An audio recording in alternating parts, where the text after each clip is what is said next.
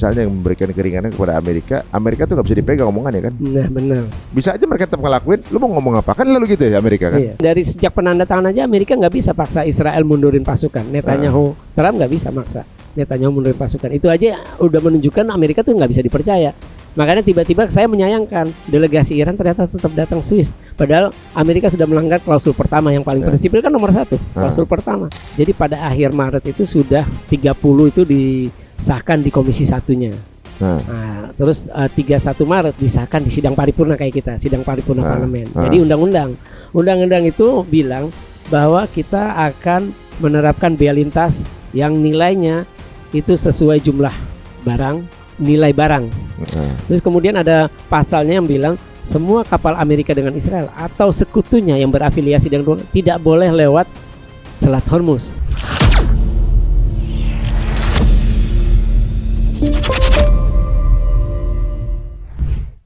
Sebelum menyerang tuh baik-baik aja ini. Ekonomi baik-baik aja. Sekarang kesepakatan yang merugikan dia dan mereka ambil. Berarti kan mereka yang kalah kan? Iya, sudah frustasi. Kalau diterusin Trump habis. Tapi tetap aja ada satu negara yang gak mau damai guys di dunia ini. Ya, ini adalah cancernya dunia ini jatuhnya. Semua penyakit kejahatan di dunia ujung-ujungnya dari ya negara itu dan para pendukungnya. Ya, kamu jelasin sama teman-teman kamu ya, teman-teman yang masih ngedukung, ya itulah orang-orang yang merupakan cancer dunia. Jadi kalau sekarang keputusan mundurnya Iran ini udah final atau belum? Kalau kita lihat ya Iran sih akan melihat respon Amerika.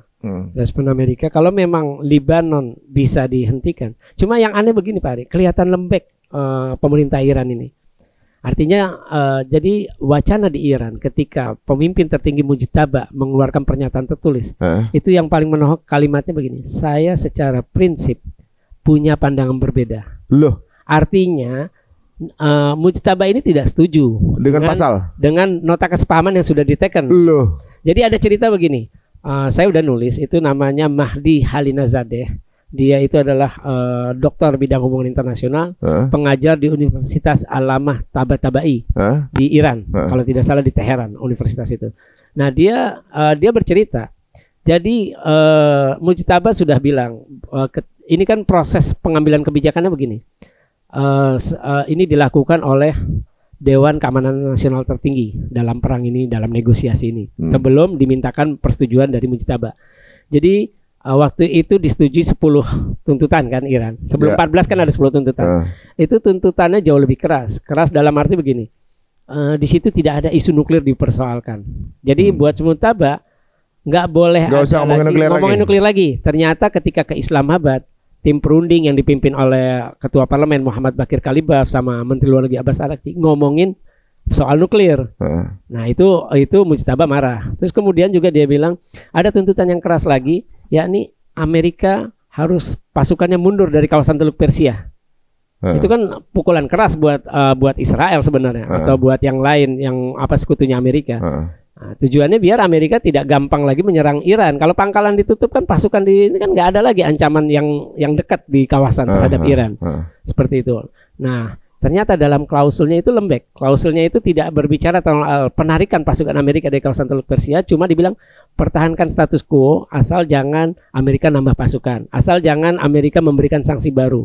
Jadi kelihatan berbeda sekali di sini. Lebih lembek di situ. Makanya ketika tim perunding pulang dari Islamabad April itu Mujtaba bilang nggak keberatan dia nggak suka dengan akhirnya 10 tuntutan nggak dipakai, malah 14 klausul yang dipakai. Karena di situ jelas dalam 10 tuntutan kalau misalkan pertama sanksi minyak tidak ditangguhkan, penjualan minyak, petrokimia dan turunannya, terus blokade laut tidak segera dicabut, dan setengah dari aset 24 miliar dolar tidak segera dicairkan buat Iran nggak mau melanjutkan perundingan. Sedangkan di 14 klausul tidak ada soal ancaman 3 itu tadi, nggak ada bahwa aset setengahnya harus dibayar dulu baru kita berunding yang seperti terjadi di Swiss. Jadi Mujtaba merasa dikhianati karena tim perunding tidak turut terhadap perintahnya. Perintahnya yang pertama adalah, nah itu satu lagi Pak Ari, ini Mujtaba minta Selat Hormuz ditutup untuk Amerika dengan Israel dan negara-negara sekutunya yang bermusuhan dengan Iran, dan harus tetap dikenakan bea lintas. Tapi kita tahu dalam klausul, salah satu klausul dari 14 itu, Iran membuka Selat Hormuz, dia tidak bilang dilarang untuk Amerika atau Israel atau sekutunya, bebas tanpa bea selama 60 hari selama proses perundingan. Jadi memang kelihatan sekali bahwa ada penentangan terhadap pemimpin tertinggi Iran, Mujtaba. Itulah yang akhirnya ada kata saya secara prinsip tidak punya pandangan berbeda. Jadi sebenarnya seperti ada pengkhianatan Memang dari internal Iran sendiri, ya, yang sepertinya terkonfirmasi permintaan Amerika dilembutkan, gitu ya maksudnya. Padahal pemimpin utamanya ngerasa harus lebih saklek, karena kan yang menang gitu kan. Iya, dan yang butuh perundingan kan Amerika, bukan Iran. Jadi posisi seperti sekarang juga nggak apa-apa, dilanjutin aja gitu kan, sepertinya gitu kan. Yang minta kan Amerika, tapi ternyata jadi lemah, gitu kan. Nah ini perlu sebenarnya introspeksi internal Iran sih sebenarnya. Buktinya kemarin sampai pemimpin tertinggi aja bisa diketahui posisinya, lokasinya, kemudian dieksekusi. Nah ini menarik ya. Jadi sebenarnya perundingan sampai datang aja ini udah kemajuan jauh buat Amerika, karena di internal Iran sendiri nggak suka sebenarnya ada perjanjian damai ini. Tapi ternyata tidak dimanfaatkan juga momen ini oleh Trump, jadi bikin mundur lagi. Nah ini sepertinya menarik nih, makin kuat dramanya. Justru dengan hal seperti ini, berarti Mujtaba, ya udah kalau gitu kita pending gitu kali. Jadi Mujtaba bilang di pernyataan tertulis, karena Presiden Iran sekaligus Ketua Dewan Keamanan Nasional tertinggi. Jadi kan semua kebijakan yang strategis kayak perang, negosiasi itu dirumuskan di Dewan Keamanan Nasional tertinggi, diketuai oleh Presiden. Nah itu nanti dilaporkan ke Mujtaba sebagai pemerintahan untuk mendapatkan persetujuan atau enggak. Ya dia tidak setuju sebenarnya. Cuma karena Presiden Masoud Pezeshkian, Presiden Iran bilang saya akan bertanggung jawab atas segalanya terhadap 14 klausul itu. Sebenarnya Mujtaba lebih serak dengan 10 poin yang sebelumnya karena lebih keras. Nggak ada lagi pasukan Amerika di Teluk Persia, nggak ada lagi Selat Hormuz bebas, sekarang malah dibebasin untuk 60 hari. Terus juga nggak boleh nuklir dibicarakan karena udah selesai nuklir dibicarakan. Nah kemarin tuh ada peristiwa menarik Pak Ari. Jadi kemarin itu ada anggota parlemen namanya Mahmoud Nabavian. Dia mengkritik Kalibaf, ketua parlemen, sebagai ketua juru rundingnya Iran, terus Menteri Luar Negeri Abbas Araghchi di stasiun televisi pemerintah Iran, IRIB, Islamic Republic of Iran Broadcasting, kayak TVRI-nya Iran lah. Dia mengkritik Kalibaf dan Araghchi, tiba-tiba di tengah-tengah siaran langsung diputus dan dia digugat oleh IRIB karena dianggap mencemarkan, memfitnah Kalibaf dengan Araghchi. Jadi memang ada ada istilahnya perselisihan di dalam Iran sendiri menanggapi nota kesepahaman ini. Mujtaba pada intinya tidak setuju. Makanya dia ketika tim perunding pulang dari Islamabad, dia tuh diam aja. Ditanyain diam, terus ketika dimintai persetujuan terhadap 14 klausul, dia diam, nggak mau ngasih persetujuan. Itu sekitar 2 minggu dia diam. Sampai akhirnya Dewan Keamanan Nasional tertinggi yang diketuai oleh Presiden Masoud Pezeshkian menyatakan diamnya Mujtaba sebagai persetujuan. Padahal sebenarnya nggak setuju dia. Sampai di situ disebut dalam suratnya ke semua anggota itu, dia bilang kalian itu udah melanggar hukum Tuhan. Dan juga karena kalian telah membicarakan nuklir, artinya menyerah terhadap isu nuklir, terhadap tuntutan Amerika. Itu kan sebenarnya itu yang diminta Amerika salah satunya. Isu nuklir kan gimana? Padahal buat Mujtaba, buat rakyat Iran, ya itu udah selesai lah, karena memang tidak pernah ada niat untuk bikin senjata nuklir. Tapi isu itu yang selalu dipakai oleh Amerika maupun Israel untuk mendiskreditkan Iran di dunia internasional. Nah ini sebenarnya gini, ada konflik atau juga mungkin friksi yang terjadi adalah biasanya jagonya untuk mainin perselisihan ya mereka juga. Iya benar. Nanti pasti salah satu akan nempel di sana, kemudian terjadi perpecahan, terkudeta deh, kan gitu gayanya di mana-mana. Ini pasti sudah dibaca juga di pihak Amerika juga ya. Iya. Dan kalau kita lihat ini berarti sebenarnya benar juga sih apa yang dikatakan Mujtaba. Misalnya yang memberikan keringanan kepada Amerika tuh nggak bisa dipegang omongannya kan? Nah benar. Gitu. Benar. Ya mereka harus memperkuat dan nggak boleh ngapain tadi ya di Teluk versi gitu. Bisa aja mereka tetap ngelakuin. Lu mau ngomong apa? Kan lalu gitu ya Amerika kan. Iya. Ya kan udah dibuktiin dari sejak penandatangan aja Amerika nggak bisa paksa Israel mundurin pasukan. Netanyahu, Trump nggak bisa maksa Netanyahu mundurin pasukan. Itu aja udah menunjukkan Amerika tuh nggak bisa dipercaya. Makanya tiba-tiba saya menyayangkan delegasi Iran ternyata tetap datang Swiss. Padahal Amerika sudah melanggar klausul pertama yang paling prinsipil kan nomor 1. Klausul pertama. Ternyata udah dilanggar. Tapi mereka tetap datang ke Swiss, itu udah menunjukkan bahwa mereka tuh lemah. Jadi masih negotiable gitu sekarang Iya. kesannya. Iya, kesannya itu seperti itu. Padahal kalau misalnya nggak ada perdamaian pun Hormuz ditutup pun nggak ada kerugian buat Iran kan sebenarnya. Enggak ada, malah untung Pak Ari. Jadi pada akhir Maret itu sudah 30 itu disahkan di Komisi Satunya. Nah, terus 31 Maret disahkan di sidang paripurna kayak kita, sidang paripurna parlemen. Jadi undang-undang itu bilang bahwa kita akan menerapkan bea lintas yang nilainya itu sesuai jumlah barang, volume barang, nilai barang, dan dalam bentuk rial Oman. Nanti dari pendapatan itu 70% untuk pembangunan kesejahteraan rakyat Iran, 30% untuk penguatan militer. Karena kan Iran sadar mereka jadi musuh besarnya Amerika dengan Israel. Terus kemudian ada pasalnya yang bilang semua kapal Amerika dengan Israel atau sekutunya yang berafiliasi dengan tidak boleh lewat Selat Hormuz. Tapi kan kita lihat klausul itu nggak berlaku. 60 hari kita gratisin. Nah, kapal siapa aja tanpa disebut Amerika dengan Israel tidak boleh. Padahal Iran itu sudah diblokade puluhan tahun ya, 40 tahun nggak salah. Iya, 40 tahunan diblokade oleh Amerika. Dan sekarang waktunya gantian Iran memblokade Amerika. Nggak taunya ada yang buka internal kesempatan untuk itu lagi. Jadi mungkin itu kali yang buat Mujtaba jadi gemes. Padahal ini sekarang saatnya kita bikin Amerika ngerasain rasanya di blokade. Nah, memang benar Pak Ari. Jangan sampai Selat Hormuz itu menguntungkan. Karena kan Amerika ini sekarang gelagapan sejak Selat Hormuz ditutup. Makanya itu mereka minta buka lagi seperti sebelum perang. Jadi nggak ada izin, perlu minta izin nggak ada revolusi, perlu bayar bea lintas. Itu yang diminta Trump. Sebenarnya kalau nggak ada penyerangan kemarin, lewat Hormuz gratis. Ya. Kalau nggak diserang, jadi sebenarnya yang kalau nggak diserang kan? Iya, kalau nggak diserang, sebenarnya Iran nggak bisa disalahin. Harusnya yang disalahin akar persoalannya itu agresi Amerika dengan Israel terhadap Iran sejak 28 Februari. Sebenarnya awalnya itu nggak ada itu, karena kalau nggak diserang itu ngelewat gratis. Setelah diserang mau damai harus bayar, rugi Amerika kan? Iya benar. Waktu nyerang Amerika pegang 100 miliar dananya Iran. Setelah selesai untuk perdamaian mereka harus keluarin itu duit, ya kan? Aset-aset harus dicairin. Waktu nyerang sebelum diserang mereka nggak rugi 75 miliar untuk nyerang Iran. Tapi per hari itu loh 75 miliar. Per hari. Selama perang. Setelah damai dia harus bayar 300 miliar kompensasinya. Jadi kerugiannya itu benar-benar habis-habisan.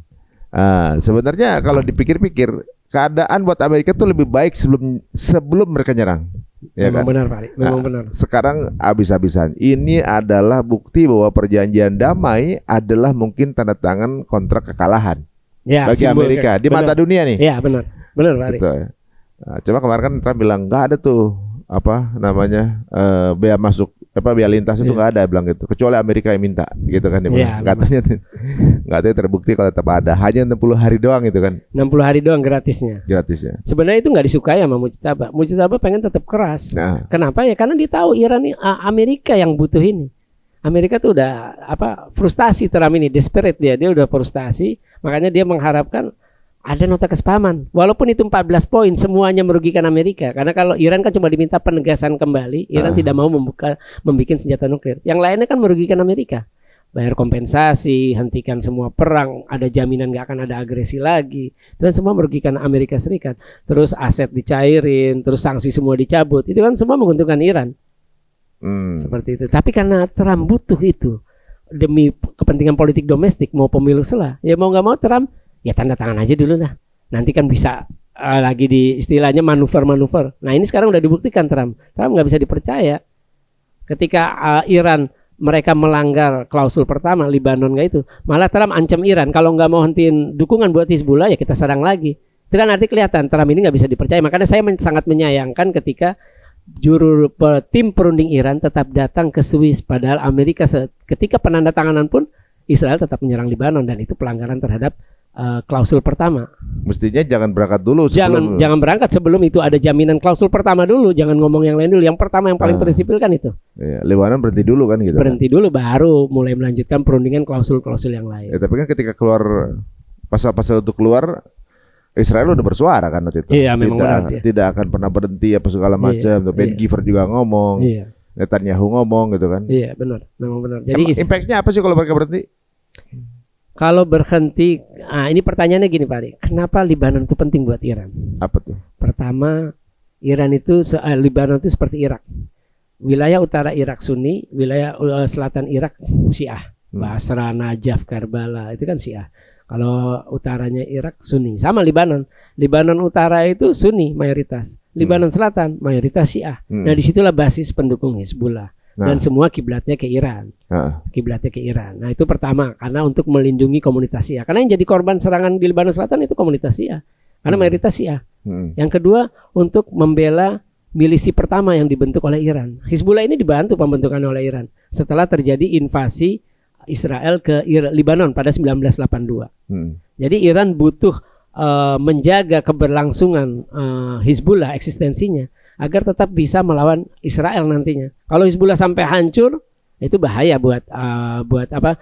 Istilahnya bahaya bukan hanya buat Lebanon, tapi Iran tidak punya lagi proksi untuk melawan Israel di sana. Iya, dan bahkan Lebanon-Lebanonnya akan diambil sama mereka. Nggak Sunni, nggak Syiah, cuma diambil kan? Iya, pasti kalau misalkan Hizbullah hancur, nggak ada lagi Hizbullah. Israel sudah lama mengambil Lebanon. Karena mereka sudah membuktikan itu ketika invasi 1982. Makanya Iran pertama sama-sama Syiah, Hizbullah juga milisi Syiah. Ya Iran harus membela itu. Karena di sana juga ada komunitas Syiah di Lebanon Selatan. Selain Hizbullah di Lebanon ada pasukan apa lagi yang juga melawan Israel? Itu Amal. Jadi Syiah itu faksinya ada 2 di Lebanon. Ada faksi Hizbullah, satu lagi faksi Amal. Itu lebih kecil daripada Hizbullah, nggak sebanding kekuatannya. Sama dengan militer pemerintah Lebanon juga tidak sebanding dengan Hizbullah. Makanya ketika selesai perang saudara di Lebanon 1975 sampai 1990. Sistem pemerintahan politik di Lebanon itu dibagi berdasarkan sektarian. Perdana menterinya Sunni, presidennya Kristen, ketua parlemennya Syiah. Tapi bukan dari Hizbullah, Syiah Amal tadi yang lebih kecil ketimbang Hizbullah. Kebayang kalau Hizbullah menjadi ketua parlemen, jatahnya wah bahaya untuk Lebanon, ya akan perang terus.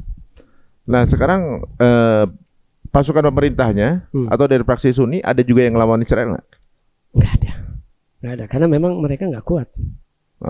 Mereka jauh kemampuan, kualitas persenjataannya, kapabilitasnya terhadap Hizbullah itu jauh. Jadi yang menjaga Israel untuk pertahanan justru Hizbullah. Yang menjaga Lebanon itu tentu Hizbullah.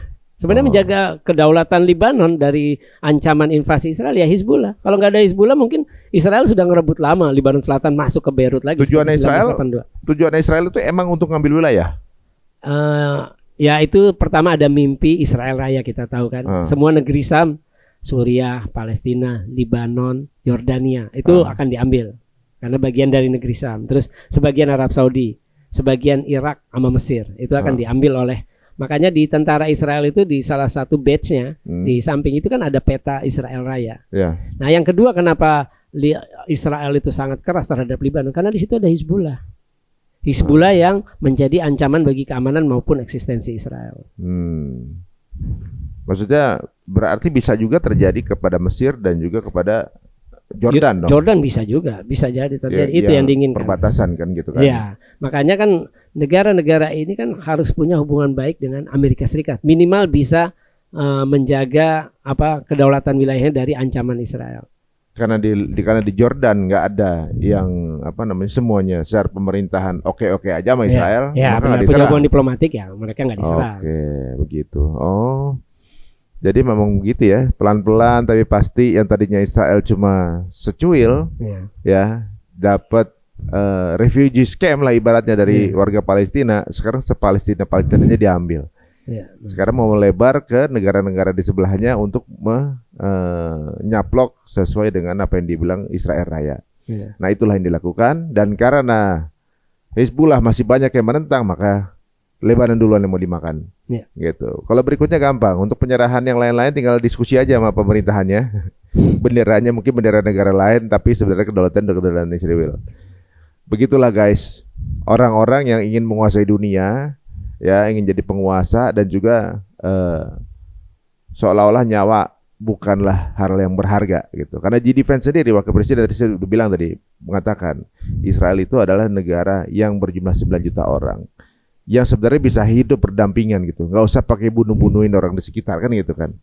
Kenapa harus bunuh-bunuhin orang untuk bisa bertahan? Padahal itu bukan di wilayahmu kan gitu kan. Kalau dia bertahan di wilayah dia lain cerita, lah ini di wilayah orang gitu. Benar. Nah, Waduh, Bang Faisal, ini sepertinya ternyata dramanya belum berakhir ya. Iya. Kalau Palestina sendiri sekarang dalam posisi gimana? Masih tetap ada pemboman kan? Tetap tiap hari, dan bahkan Netanyahu sudah perintahkan militer dari 64% harus nambah penguasaan kontrol wilayah di Gaza 70%. Dan dunia juga tidak mampu apa-apa. Iya, tapi pasukan Hamas masih ada, dan cuma mereka memang perlawanannya udah agak berkurang. Karena memang kontrol wilayahnya, dan bahkan saya juga tidak tahu apakah ini akan terlaksana. Mereka juga sudah membuka opsi untuk perlucutan senjata. Nah, seperti itu. Kalau tidak salah itu sudah ada opsi ke arah situ, tapi kita tidak tahu apakah pada prakteknya mungkin atau tidak. Tapi saya yakin sih itu tidak akan terjadi lah. Kalau misalkan Hamas menyerah, semua kelompok termasuk jihad Islam, milisi lain yang di Gaza menyerah, artinya ya Palestina ya benar seperti kata saya, cuma negara hayalan. Karena nggak ada lagi yang menentang. Otoritas Palestina yang dipimpin Fatah kan berkompromi dengan Israel, bekerja sama. Berarti tinggal kelompok aja nih ya. Iya benar. Kalau internal Israel sendiri gimana? Sekarang. Internal Israel udah ada kan perlawanan. Pemilu Oktober. Hasil survei terakhir bulan ini itu Partai Likud yang dipimpin Netanyahu meraih 23 kursi. Nah, koalisi dua mantan Perdana Menteri, Naftali Bennett dengan Yair Lapid, itu kan bikin koalisi itu jadi satu partai. Itu Banaza kalau nggak salah partainya. Itu menguasai 22 kursi. Jadi beda 1 kursi. Masih menang Netanyahu apa berapa? Masih menang Netanyahu. Nanti tinggal koalisinya dengan partai-partai agama ultranasionalis. Nah, seperti kalau ternyata Naftali Bennett dan juga Yair Lapid itu menang dari Netanyahu, misalnya pemilu nih. Iya. Apakah mereka akan melakukan kebijakan yang berbeda atau masih sama?